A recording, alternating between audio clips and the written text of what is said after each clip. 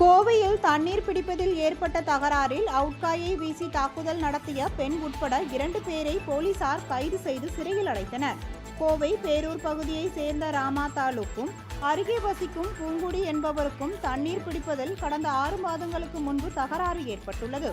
இந்நிலையில் 30ஆம் தேதி அப்பகுதியில் நடைபெற்ற கோவில் திருவிழாவில் பூங்குடி மற்றும் ராமாத்தாலும் சாமி வந்து ஆடிக்கொண்டிருந்தனர். அப்பொழுது இருவருக்கும் இடையே வாக்குவாதம் ஏற்பட்டு தள்ளுமுள்ளு ஏற்பட்டுள்ளது.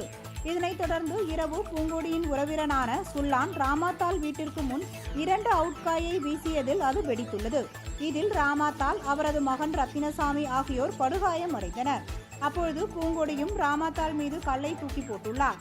இந்த சம்பவம் குறித்து போலீசார் வழக்கு பதிவு செய்து பூங்கொடி மற்றும் உறவினரான சுல்லான் என்ற ஆறுசாமி ஆகியோரை கைது செய்து சிறையில் அடைத்தனர்.